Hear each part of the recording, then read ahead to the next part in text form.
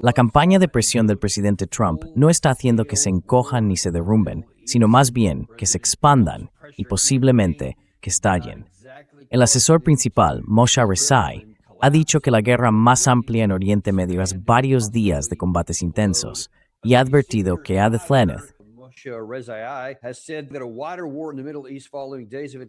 una operación ofensiva a gran escala podría reanudarse si los ataques militares de Estados Unidos no cesan.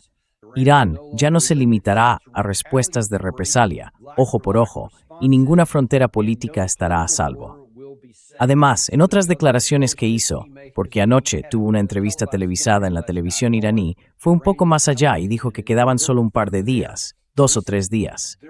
Eso lo dijo el viernes por la noche. Así que, potencialmente, ya el lunes o el martes, Irán podría cambiar por completo sus condiciones. Y todo esto ocurre en un contexto en el que, en la práctica, Estados Unidos ha vuelto a un estado de guerra total. Recordarás que hace poco más de una semana, el presidente Trump dijo que el alto el fuego había terminado y que el memorando de entendimiento estaba, básicamente, muerto.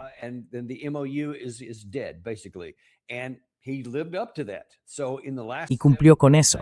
En los últimos 7 días consecutivos, no he visto si ha habido ataques, al menos hasta esta mañana, pero han sido 7 días seguidos, y a veces varios en un mismo día, en los que Estados Unidos ha atacado múltiples objetivos en todo Irán. Uno de los grandes problemas que tengo con esto es que no parece estar vinculado a una estrategia real. Da la impresión de que simplemente atacamos los objetivos que podemos, porque, bueno, están ahí, a la vista, y son algo que podemos golpear. Seguimos diciendo que esto tiene que ver, sobre todo en el caso de los de Bandar Abbas, eso es lo que se ha afirmado, con atacar instalaciones de misiles, de drones, de fabricación, de almacenamiento y con la capacidad de controlar el comercio de armamento.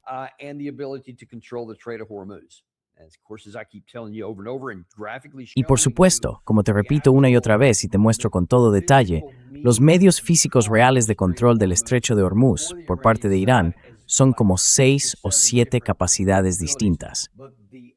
Pero su base absoluta, la que no está en negociación, son las fábricas de misiles repartidas por todo el país.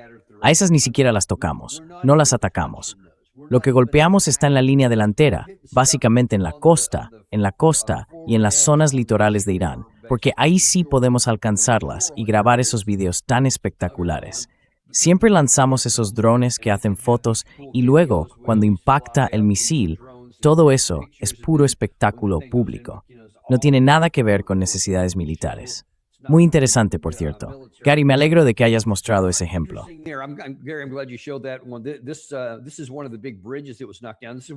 Este es uno de los grandes puentes que fue derribado. Es una de las cosas sobre las que los iraníes habían advertido y probablemente una de las razones que dieron pie a los comentarios del general Reza Ali aquí. Pero ya sabes, hablamos de cómo. Esto es tan importante porque, según se decía en muchos sitios, creo que incluso mostramos ayer en Fox News a algunos de los defensores de la guerra. Decían, esto es importante porque corta la línea logística para reabastecer a la gente en la zona avanzada y cosas así. Y fue unas horas más tarde cuando la gente se dio cuenta. Pon esa imagen otra vez si puedes, la misma foto. Quiero señalar algo. Creo que se puede ver en esa imagen. Quiero comprobar si es así. Vale, lo ves, ¿no? Mira cómo no es un río. Es un cauce seco.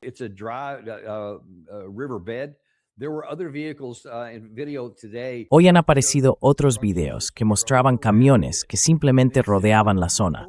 Pasaban por un lado, improvisaban un desvío y seguían adelante. Así que, en realidad, no hicimos nada, salvo golpear una categoría que los iraníes habían dicho que sería un gran problema para ellos si la atacábamos.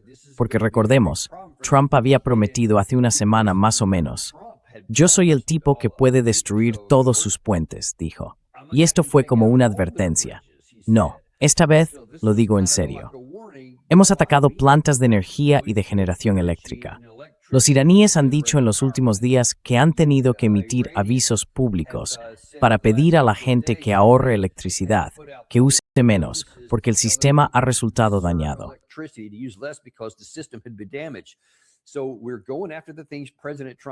Así que estamos respondiendo a las cosas que dijo el presidente Trump. No de forma masiva todavía, pero va en esa dirección. Por eso la parte iraní dice, supongo que no nos creéis, pues ahora lo vais a averiguar. Vamos a ver hacia dónde lleva eso.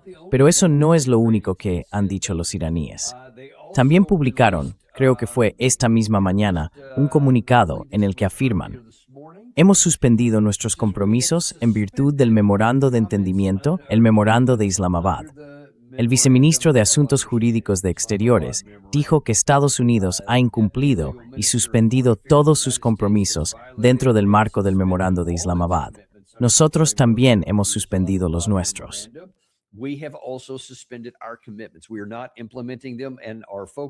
No los estamos aplicando y estamos centrados en defender el país. Así que ya sabes, toda esta idea de mantener la ficción, de darle una buena apariencia, de decir, vale, estamos intentando mantener vivo el memorando de entendimiento, sobre todo en lo que se refiere al estrecho de Hormuz. Aquí está nuestra ruta autorizada. Si la sigues, puedes pasar. Si vas por el corredor sur, Romani, no vas a pasar. Pero ahora dicen, ¿sabes qué? Olvídalo, no vamos a hacer nada. Y en realidad, basta con mirar los principales requisitos del lado de Estados Unidos en ese memorando. Eran la retirada inmediata de las sanciones energéticas.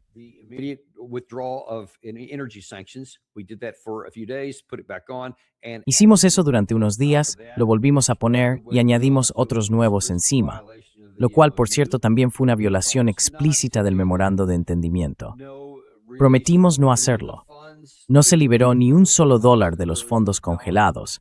Los miles de millones que se suponía que debían entregarse por adelantado nunca se liberaron. Y por supuesto, el fondo de reconstrucción de 300.000 millones, todo eso tampoco va a suceder. Muchas de esas cosas debían pasar al principio y ahora no ha ocurrido ninguna. Así que no lo estamos cumpliendo. Ellos tampoco lo están cumpliendo. Hemos vuelto a la guerra. En la práctica, esto ya ha vuelto a ser una guerra a gran escala.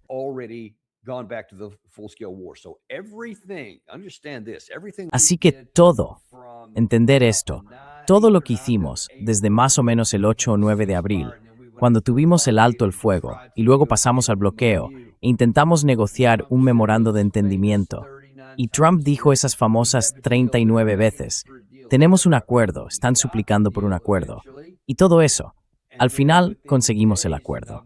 Y luego, en cuestión de días, y os lo he estado mostrando en los programas de estos últimos días, empezamos en pocos días a cambiar las condiciones y a retirar las cosas que habíamos dicho que haríamos, dando la impresión de que en realidad queríamos volver a la guerra. Y, bueno, si miráis lo que hemos estado atacando aquí, esto es de Dropsite News, son los objetivos que golpeamos el miércoles, el jueves y el viernes.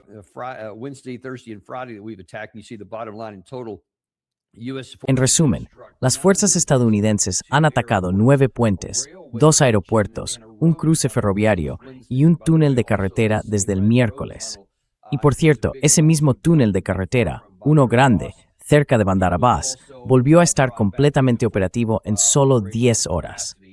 Estas cosas pasan en la guerra todo el tiempo. Muchas de esas instalaciones petroleras que se ven ardiendo o los puentes que se derriban forman parte de cómo funciona una guerra. Cuando se golpea la generación eléctrica, lo vimos constantemente en la guerra entre Rusia y Ucrania, pasa lo mismo aquí.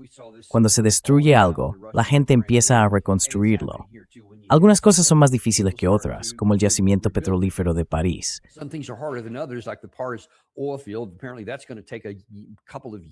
Por lo visto, eso va a tardar un par de años en completarse, si consiguen incorporar esa parte.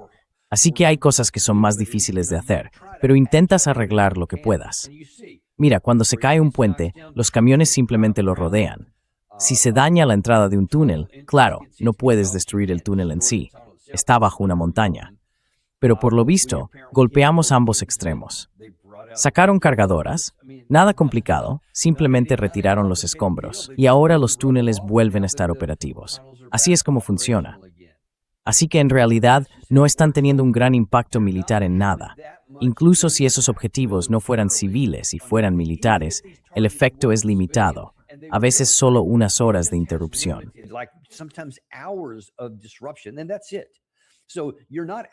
Y eso es todo. Así que en realidad no estás deteniendo nada.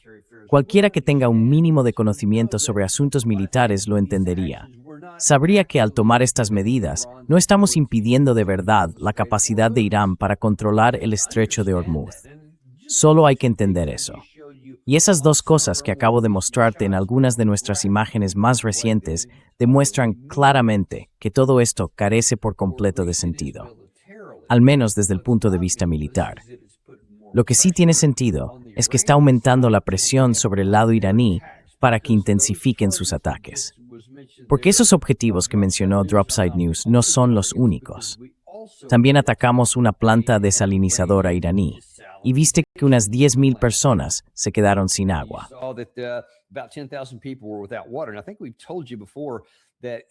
Y creo que ya te lo hemos dicho antes. Una cosa es atacar las plantas desalinizadoras iraníes. Ahora te voy a enseñar un mapa que muestra dónde están.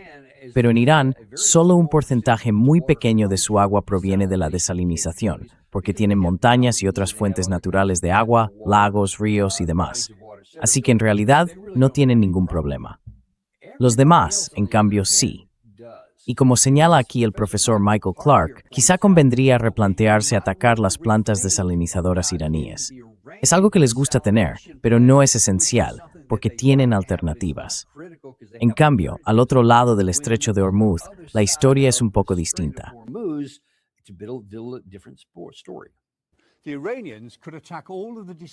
Los iraníes podrían atacar todas las plantas desalinizadoras a lo largo de la costa del Golfo. Hay cientos de plantas de desalinización, y esas plantas son fundamentales para las economías de todos los estados del Golfo. Con el agua del mar se puede hacer hasta cierto punto, pero el agua limpia es esencial, no solo para beber, sino también para la agricultura, para la organización de las industrias y el turismo, para todo. La realidad es que Irán no necesita agua desalada, pero el Golfo sí. Y de esas cientos de plantas, 54 proporcionan el 90% de toda el agua limpia que se utiliza en la región. Y hoy, precisamente hoy, los iraníes atacaron una central eléctrica en Kuwait, que también era una planta desalinizadora. Eso demuestra que están dispuestos a hacerlo.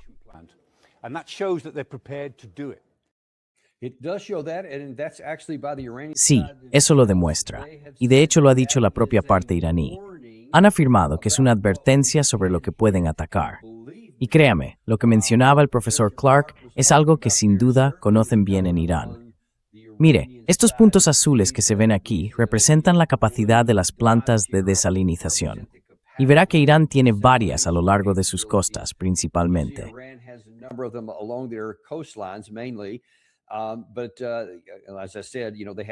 Pero como decía, tienen todas esas cordilleras y demás, así que tienen mucha agua en otras partes del país. Por eso, los que están en el lado iraní son pequeños, pero los tienen ahí abajo porque, mira, déjame enseñarte este otro mapa. ¿Ves que en el mapa de relieve, las montañas grandes no empiezan hasta mucho más adentro? Así que en toda esa zona alrededor del Golfo Pérsico, o Golfo Arábigo, como algunos lo llaman, es donde necesitan algo de agua, porque es más fácil hacer la desalinización en la costa que llevar el agua por tuberías o camiones desde otras partes del país.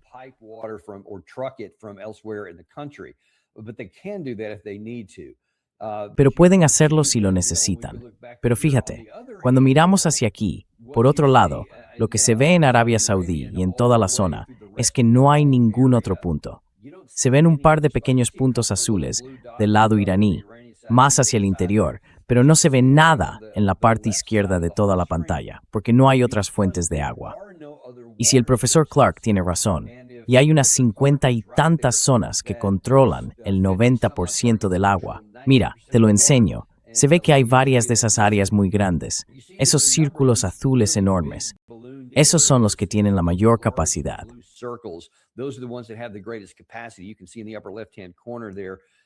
Ahí, en la esquina superior izquierda, puedes ver la capacidad diaria en metros cúbicos. Fíjate, esos más grandes de ahí se pueden producir hasta 1,000,000 de metros cúbicos de agua. No hace falta ser un genio para entenderlo. Lo único que hay que hacer es golpear primero esos más grandes, y con eso dejas fuera de juego toda la capacidad del país. Solo 54 pueden producir el 90%, pero si atacas algunos de esos grandes círculos azules, estamos hablando de problemas enormes, enormes. Y como vas a ver en un momento, el lado iraní tiene claramente puestos los ojos en ellos y son muy conscientes de lo que significan. Nosotros también deberíamos serlo. Pero te diré quién no parece darse cuenta. Jack Keane no parece preocupado en absoluto. Jack Keane doesn't seem concerned at all.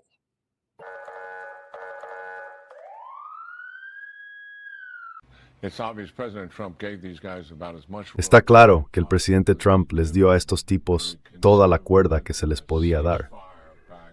Si pensamos que volvimos a un alto el fuego el 8 de abril y que incluso había un documento firmado por los dos presidentes, el memorando de entendimiento, el único acuerdo real en ese memorando eran los estrechos.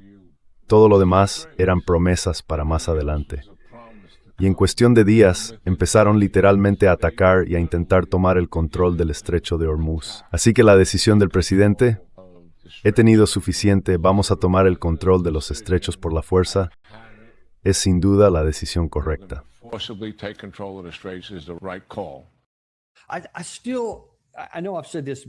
Sigo, sé que ya lo he dicho antes, pero esta es una nueva declaración del general Jack Keane y de verdad me deja desconcertado. No se puede ser tan ajeno a la realidad, no se puede ser tan ignorante como para no darse cuenta de que tienen una capacidad que no han utilizado y que ya han demostrado que pueden usar a una escala mucho mayor.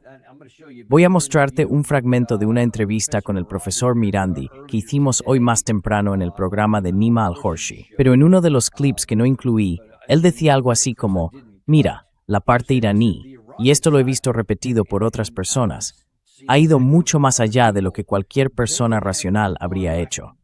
No sé muy bien por qué lo hicieron, y al parecer por eso mucha gente estaba enfadada. El pueblo iraní estaba molesto con algunos de sus líderes porque seguían pensando, no, quizá podamos llegar a algún tipo de acuerdo.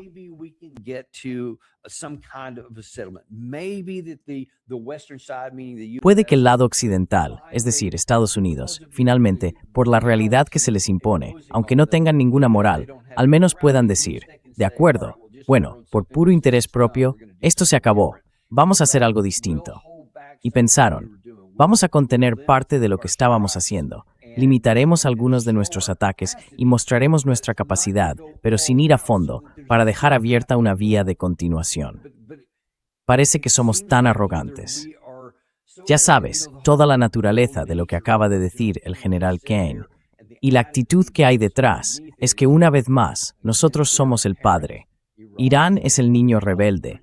Se está portando mal y nuestra paciencia se ha agotado, dice él, como si fuera el papá. Y estos son los pequeños, ya sabes, los chavales problemáticos del barrio, que se portan mal. Y bueno, no quería hacer esto, pero supongo que vamos a seguir adelante. Enchada, hemos pensado en Ford. Y uno se pregunta, ¿lo reconoce Jack Keane? ¿Lo reconoce el presidente Trump? ¿Lo reconocen sus altos mandos militares, eso que acabo de mostrarles?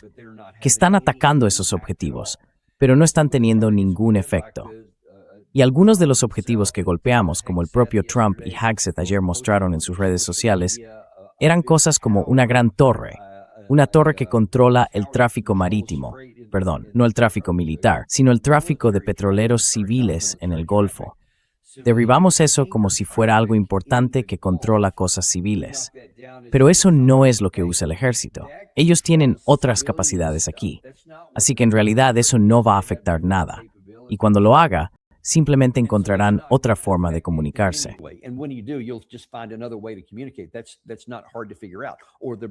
Eso no es difícil de entender. Ni los puentes, ni los túneles. Todo lo que seguimos derribando, estoy seguro de que vuelve a estar operativo de una forma u otra casi de inmediato. Así que, en realidad, no estás logrando nada desde el punto de vista militar. Pero lo que sí estás haciendo es sí, ese de ahí. Gracias, Gary. Y encima presumimos de eso como si fuera algo enorme. Quiero decir, ese aparato está ahí sin más. Controlaba el tráfico de petroleros, lo había hecho desde siempre. Decimos, lo usaba la Guardia Revolucionaria iraní. No sé si era así o no, pero lo usaban para que el tráfico civil pudiera moverse con seguridad por la zona del Golfo. O sea, para eso servía, y ya está. That's what the thing was for and whatever. So this is just destroying more capability. Así que esto solo está destruyendo más capacidad, simplemente porque podemos. Pero no va a tener ningún impacto en la guerra. Donde sí está teniendo impacto es en la forma en que los iraníes ven las cosas. Y fíjate, ahora han dicho, olvida el memorando de entendimiento, eso ya no cuenta. Y si seguimos así unos días más, hacia principios de la próxima semana, se van a quitar los guantes. Y nos van a mostrar lo que eso significa desde el lado iraní. Pero déjame enseñarte a otra persona que también lo ha hecho. Creo que este fue, de hecho, de hoy. La almirante retirada Howard también apareció en Fox News. Y si Jack Keane hablaba como un padre con un niño que se porta mal, ella va a hablar de una forma mucho más dura, incluso peor que eso. Y básicamente, esto es sencillo en realidad. And basically this is easy actually. ¿Cómo crees que está yendo el progreso hasta ahora? Excelente. Esto refuerza la idea de que la administración puede hacer lo que quiera y no solo resta capacidad para actuar en el Golfo, sino que también deja claro lo débiles que son frente a la Guardia Revolucionaria iraní. Así que la gran incógnita ahora es qué va a hacer Irán, y eso marcará la estrategia a partir de aquí. ¿Vamos a escalar aún más? Yo creo que sí deberíamos. Pero todo depende del presidente. Puede hacerle a Irán y se va a towards a rendirse. Es una locura. That is crazy. That is insane. Eso es una locura. Que podemos hacer lo que queramos. Y que eso va a obligarles a rendirse. Pero se acaba de despertar de un coma. ¿Ha estado dormido desde el 28 de febrero de este año? ¿No vio que durante 40 días intentamos forzarles a rendirse, a hacer lo que quisiéramos, y lo único que conseguimos fue destruir un montón de cosas en la superficie, mientras nosotros sufríamos gravemente? Israel sufrió gravemente. ¿Se perdió esa parte? Se perdió lo de los 13 estadounidenses muertos, los 400 heridos y los que han resultado heridos en los últimos días en Jordania y quizá en otros lugares. ¿También se perdió eso? Es irónico. Lo dije la última vez. Aparentemente no lo escuchó, porque más adelante en esa misma entrevista le preguntaron, ¿y la respuesta iraní? Y él dijo, no es nada.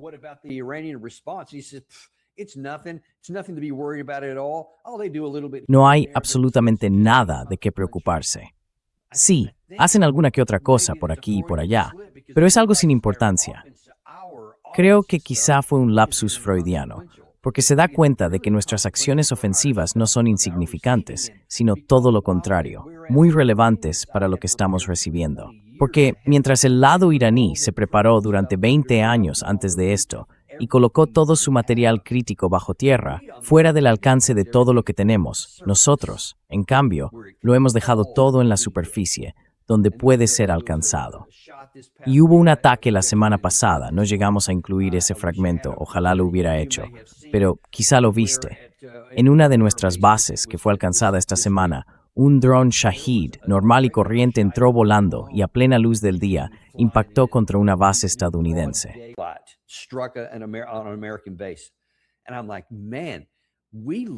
Y yo pensaba, madre mía, literalmente no tenemos ninguna defensa aérea. Una cosa es que entren algunos misiles balísticos, porque sabemos que los PAC-3 no pueden derribar todo eso. Pero hombre, incluso un PAC-2 de los más antiguos y desde luego un PAC-3 deberían poder interceptarlos. Deberíamos ser capaces de derribar cada dron que entre. Pero no lo hicimos. Era pleno día. Impactó directamente en nuestras instalaciones allí. Y él todavía quiere decir que podemos hacer lo que queramos. Y claro, el presidente Trump ve Fox News, escucha este tipo de cosas, y eso alimenta su ego. Así que, en cierto modo, es lo que quiere hacer. Bueno, lo mencioné antes hoy. El profesor Morandi estaba con Nima Al-Horshid y decía que quizá convendría replantearse esa idea.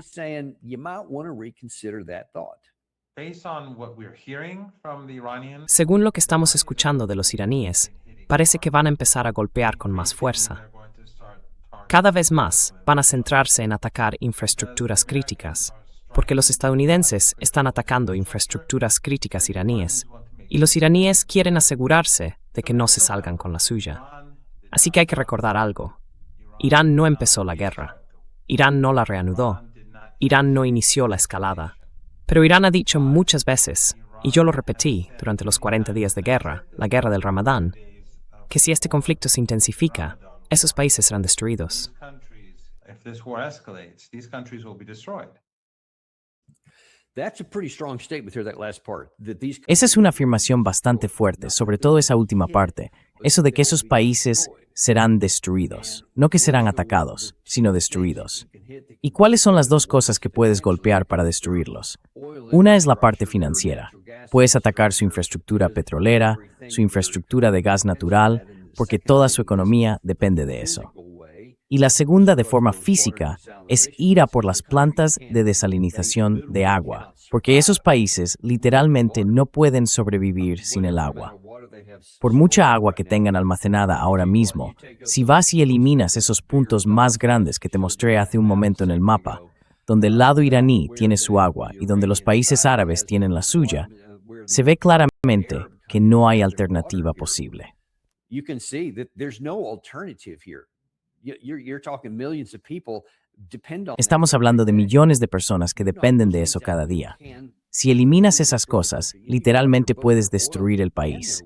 Si atacas tanto su petróleo como su agua, puedes destruir por completo sus estructuras, todo su sistema. ¿Es que esta gente no se da cuenta? Los Jack Keane, las almirantes Howard, los almirantes Cooper, los generales Keane, los secretarios Hegseth, no se dan cuenta de con qué están jugando. Estamos jugando con fuego. Irán ha demostrado que puede golpear esos objetivos. Nos lo acaban de mostrar atacando una planta de desalinización de agua en Kuwait. No pudimos detenerlo. Ni siquiera fuimos capaces de parar un maldito dron Shahed. Y ya ni hablemos de un misil balístico en nuestra propia base. Forget about a ballistic missile on our own base. And that all Iran has to do is now flood the zone. Y que ahora todo lo que Irán tiene que hacer es inundar la zona con una gran cantidad de drones, con una gran cantidad de misiles balísticos, y no vas a poder detenerlos. Así que si quieren atacar esos objetivos, de petróleo o de agua, los van a atacar. No sé si somos inconscientes de esto, o si de algún modo estamos de acuerdo y estamos intentando provocar a Irán para que haga precisamente eso. No lo sé. Es un camino muy oscuro el que estamos siguiendo, si realmente estamos haciendo eso. Pero tampoco estoy seguro de que sea menos grave que el camino de ignorancia por el que vamos. Y por cierto, resulta que hay otro camino más, el que mencionó antes el profesor Morandi. Nosotros también lo hemos señalado. Pero había una cosa más, además de todo esto, que Irán podría hacer y que también mencionó el profesor Clark en su análisis. Professor Clark also mentioned in his analysis. La segunda cuestión que tienen es el estrecho de Bab el-Mandeb. Los hutíes ya demostraron hace un año que pueden cerrar el estrecho de Bab el-Mandeb, atacando los barcos que lo atraviesan. Podrían hacerlo otra vez. Aún no han empezado, pero están preparados para hacerlo. Además, los hutíes han estado colaborando con Al-Shabaab en Somalia. Y Al-Shabaab, el grupo yihadista somalí, lleva un año hablando con los hutíes, y sabemos que los hutíes les han suministrado drones, especialmente el modelo Samad, y drones de vista en primera persona. Les han enseñado cómo utilizarlos. Así que, si Teherán da la orden a los hutíes, y los hutíes cooperan con Al-Shabaab en Somalia, pueden hacer que toda esa zona, en la parte baja del Mar Rojo y parte del Mar Arábigo, sea extremadamente peligrosa. Podrían cerrar tanto el estrecho de Bab el-Mandeb como el de Hormuz.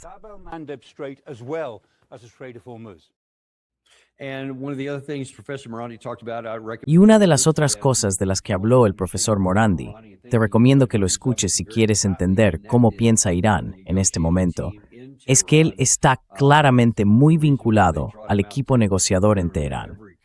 Por eso, lo han llevado a prácticamente todos los canales de televisión de Oriente Medio y de Europa, y así la gente sabe lo que está pasando. Quieren comunicarlo. Así que sí, está muy bien conectado. También mencionó no solo a los hutíes y al grupo de Somalia, sino que además señaló que en Irak hay una capacidad importante y en crecimiento. Sí, en Irak. Dijo que uno de los grupos, al menos, se llama Kataib Hezbollah, que no debe confundirse con Hezbollah libanés, ya que son grupos distintos.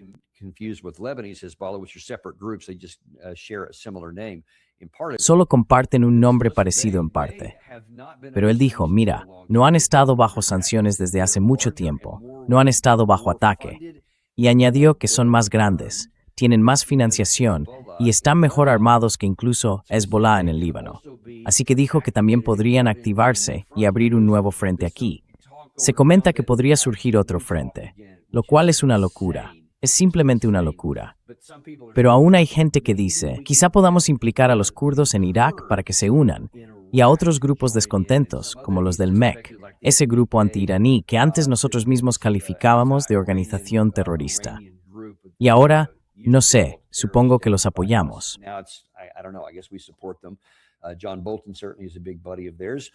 John Bolton, desde luego, es un gran amigo suyo. Pero ahora se vuelve a hablar de que, bueno, quizá podríamos retomar todo aquello y usarlos como fuerza terrestre, que ataquen desde el noreste y empiecen a avanzar, y luego quizá podamos enviar algunas tropas estadounidenses al Golfo mientras Irán está distraído allí, y entonces ellos podrían avanzar por esta zona. Y los iraníes están diciendo, sí, somos muy conscientes de eso. De hecho, algunos comentarios recientes han sido, buscamos eso, lo deseamos. Nada nos haría más felices que veros poner tropas sobre el terreno, porque les dejaremos aterrizar, les dejaremos entrar en el territorio y después los pulverizaremos de forma metódica.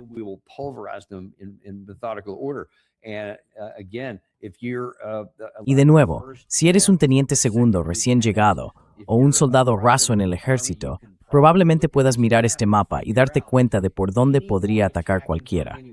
Si miras hacia la parte noreste, en la esquina superior izquierda, por ahí podrían venir algunos de esos kurdos. O fíjate en cualquier punto de la costa. Se puede desembarcar, porque ves esas zonas verdes. Eso indica que hay poca altitud, terrenos bajos, en algunos lugares no muy distintos de Irak. Así que, si consigues que tus barcos lleguen hasta ahí y logren desembarcar, podrías hacerlo. Pero después, todo lo que venga desde cualquier dirección tiene que atravesar esas montañas tan difíciles, y eso sería un suicidio para cualquier fuerza terrestre. Y más aún si se trata de un grupo improvisado, como algunos kurdos o lo que sea. Puede que estén bien combatiendo en el Kurdistán o en algunas zonas de Siria, donde ya habían estado antes.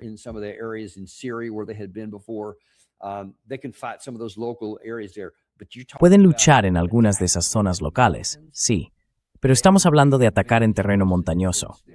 Ahí, toda la ventaja está del lado de la defensa, y sería un suicidio para una infantería que ni siquiera es una fuerza militar profesional, no algo como un Estado-nación con todas sus capacidades, blindaje adicional, infantería mecanizada, artillería, drones, fuerzas de ataque, aviación, misiles, todo eso.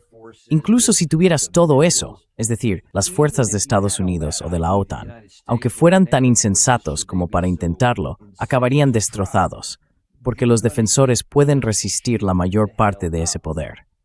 Tienes que avanzar por pasos muy estrechos, ya sabes, entre montañas y riscos que se cierran por todos lados.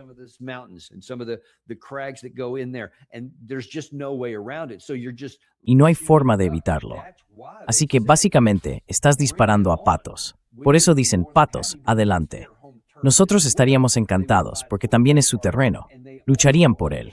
Y eso es duro. Además, ellos saben perfectamente dónde están los puntos de estrangulamiento, las zonas más vulnerables. Nosotros estaríamos operando a ciegas. Podemos hacer algo de reconocimiento, sí, pero nadie conocerá el territorio como ellos. Nadie tendrá las posiciones preparadas, las emboscadas listas, ni sabrá cómo destrozarnos.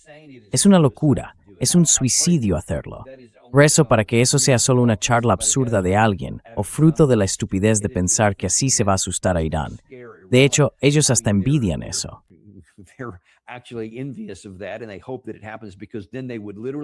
Y ellos esperan que eso ocurra, porque entonces podrían literalmente destruir nuestro ejército y no quedaría nada. Por eso quieren hacerlo. Por eso quieren que lo hagamos. Porque sí, claro, también sufrirían algunas bajas, eso está claro. Pero aún así, podrían infligirnos una derrota militar total si intentáramos hacer algo tan insensato. Ni siquiera fuimos tan insensatos en la guerra de Vietnam. Quiero decir, aún entonces, solo combatíamos donde teníamos algún tipo de ventaja o cierta capacidad para no quedar atrapados. Las selvas ya eran bastante duras, pero lo eran para todos. En este caso, sería sobre todo duro para la fuerza atacante, porque es una tarea militar muchísimo más difícil incluso que las selvas. task militarily, even in the jungles. Let's hope that we don't do that. But the bottom line is, Esperemos que no lleguemos a eso. Pero en el fondo, la realidad es que aquí no tenemos margen para bajar más. No tenemos ninguna ventaja, a pesar de lo que dijo el general King, a pesar de lo que dice el almirante Howard y a pesar de lo que al parecer piensa el presidente Trump, que podemos hacer lo que queramos. No podemos. No podemos, amigos. Eso es lo que ha pasado en las últimas 24 horas. Veremos en qué acaba todo esto. Una cosa más sobre esta fase actual. En otro tema, antes de entrar en algunas de las cosas interesantes que hemos aprendido esta semana. Me refiero a la guerra entre Rusia y Ucrania. Durante la noche, hubo un ataque del lado ucraniano dentro de Rusia contra lo que se conoce como la instalación de Wildberries, cerca de Moscú.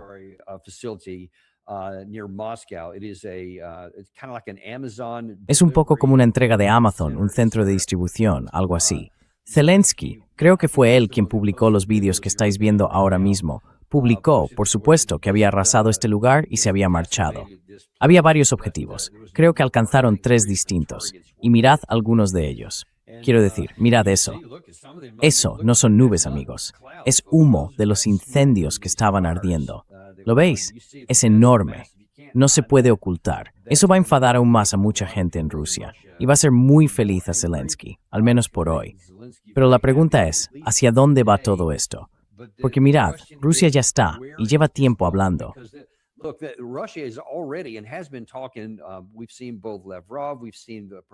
Hemos visto tanto a Lavrov como al propio presidente Putin decir que quizá ha llegado el momento de llevar esto al terreno europeo. Ahora bien, hay que entender que Zelensky, por sí solo, no tiene la capacidad necesaria para realizar este tipo de ataques hasta Moscú. En sus declaraciones, presumía de lo lejos que habían llegado, de cuánto tiempo llevaban haciéndolo. Y por supuesto, el lado ucraniano está haciendo mucho de esto. Están produciendo mucho material. Pero sin los componentes electrónicos, sin el sistema de guiado, sin las imágenes por satélite, sin la inteligencia que viene de Occidente, eso nunca ocurriría. Y parte de todo eso implica a Estados Unidos.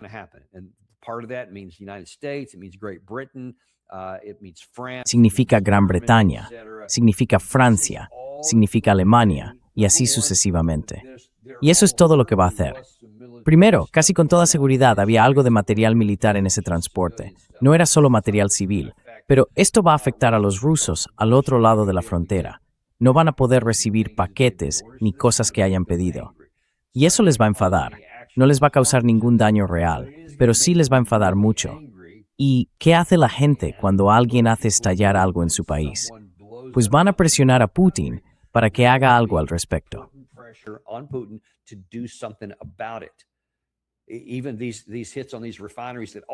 Incluso esos ataques contra las refinerías, que además han provocado grandes columnas de humo, como la que vimos hace poco en San Petersburgo, o algunos otros golpes en Moscú, están enfadando cada vez más al pueblo ruso y empujándoles a querer llevar la lucha a Europa Occidental.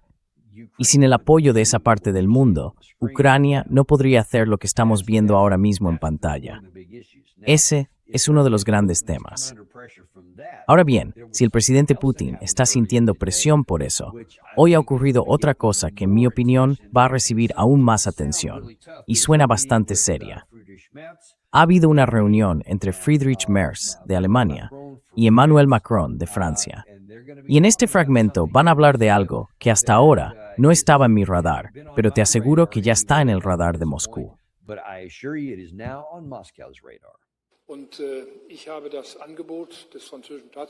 Y tengo la oferta del jefe de Estado francés para reflexionar juntos sobre esta disuasión nuclear por primera vez, quizá en un sentido histórico.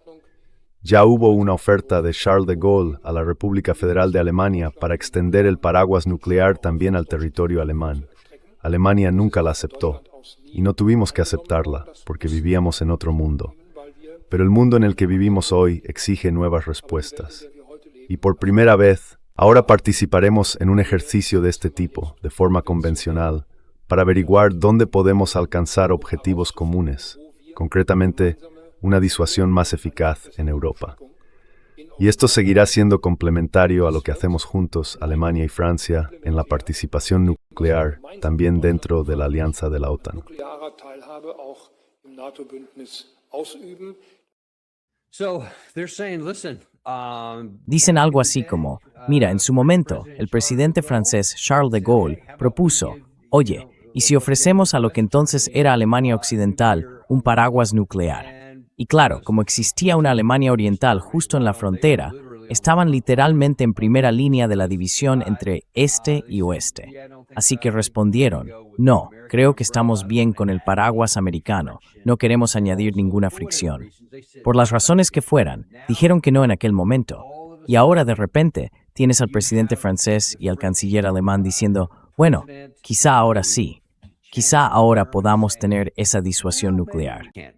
now maybe we can have this nuclear deterrence. So France's nuclear umbrella will go just Así que el paraguas nuclear de Francia se extenderá más allá de su propio país y avanzará hacia el este para cubrir a Alemania. Alemania ya ha enviado parte de sus tropas terrestres convencionales al Báltico, una brigada acorazada. Al parecer, en algún momento planean enviar hasta una división acorazada. Su objetivo, por supuesto, es reforzarse para tener la mayor fuerza convencional del continente. Ese es su propósito. Están hablando de prepararse para una posible guerra con Rusia hacia el año 2030. Entonces, ¿qué crees que va a pasar en Moscú? ¿Piensas que Moscú va a decir cómo van a usar armas nucleares con Francia y además se están acercando más?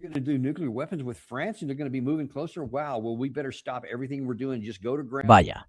Bueno, más nos vale dejar todo lo que estamos haciendo, escondernos, llegar a un acuerdo en la guerra de Ucrania y detenerlo justo en la línea actual de contacto. Y vaya, espero que no hagan nada.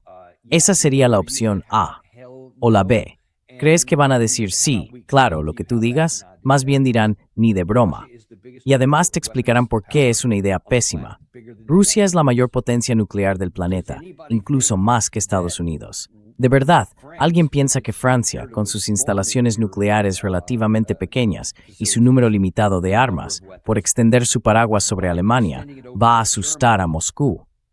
Lo único que eso podría conseguir es que Moscú se dé cuenta de que ya no tiene ningún motivo para contener el fuego.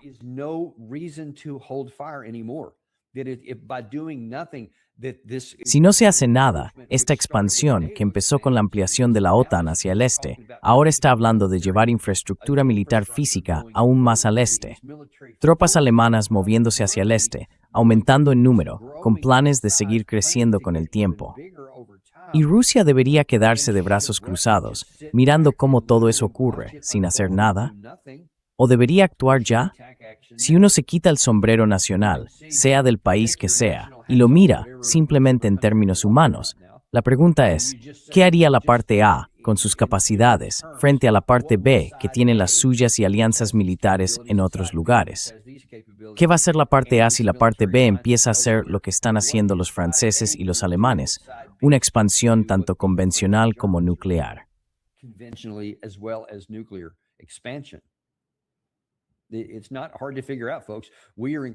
No es difícil de entender, amigos. Estamos poniendo a Rusia cada vez más en una situación en la que va a tener que actuar, probablemente más pronto que tarde. No va a esperar a que las cosas se agraven.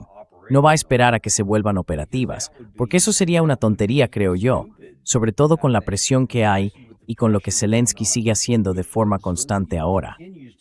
Rusia lleva mucho tiempo lanzando misiles de largo alcance, drones y todo tipo de ataques contra Ucrania, causando muchos daños. Pero no es suficiente para sacarla de la guerra. Y esos ataques de Ucrania tampoco van a sacar a Rusia del conflicto. Lo que van a hacer es irritarlos, enfadarlos, ponerlos furiosos, igual que vimos con los iraníes.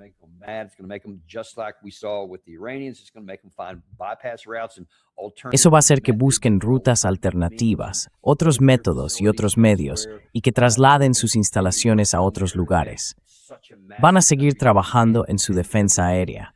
Es un país enorme, no se puede proteger todo. Ningún país está diseñado para que todo su territorio, todas las empresas civiles tengan una defensa aérea de primera línea. Es imposible. Por eso la inteligencia de Estados Unidos es tan importante, y también la de Europa Occidental, porque se pueden averiguar dónde están las defensas y dónde todavía no las hay, y dirigir los ataques hacia esos puntos. Por eso, los rusos están tan enfadados.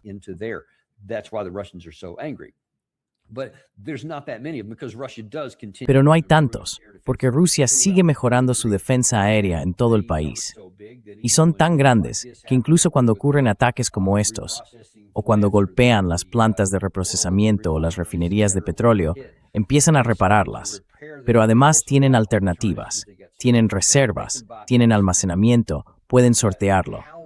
Pero, ¿cuánto tiempo creemos que van a seguir tragándose estos misiles, estos drones y estos ataques destructivos, mientras ahora observan cómo se despliega un paraguas nuclear?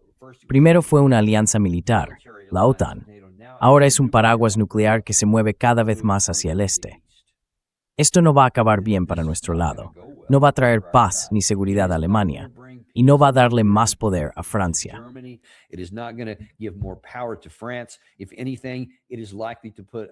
Si acaso, eso lo que haría sería ponerle una gran diana roja a Alemania y empujar a Rusia a atacar, no disuadirla.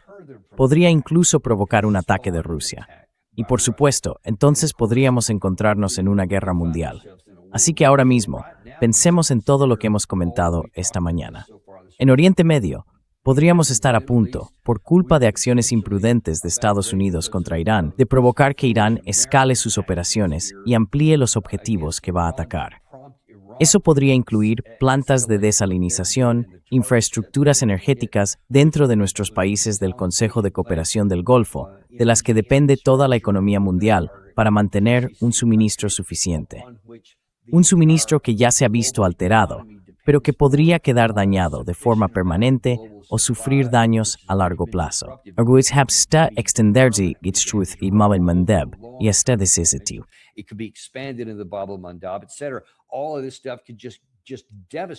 Todo esto podría devastar la economía global. Y aquí en Europa, ahora vemos a las potencias europeas literalmente metiéndole el dedo en el pecho a Rusia y diciéndole, te reto a que hagas algo. Sé que llevamos meses leyendo y hablando de esto, lo sé, pero voy a ir más allá. Ahora le voy a poner 2 dedos en el pecho y decirle, ¿y qué vas a hacer al respecto? Eso es lo que estamos haciendo. Y al final, Rusia va a reaccionar, igual que, aparentemente, e incluso parece que estamos justo al borde de eso. Irán también va a hacer algo. Y entonces veremos realmente dónde estamos con nuestras fuerzas nacionales. Sabéis que no tenemos patrocinadores porque odiamos llenaros la cabeza con anuncios. A mí no me gustan. Así que devolvednos un poco de cariño. Suscribíos, dadle a me gusta y enviad esto a alguien que os importe. And send this to somebody you care about.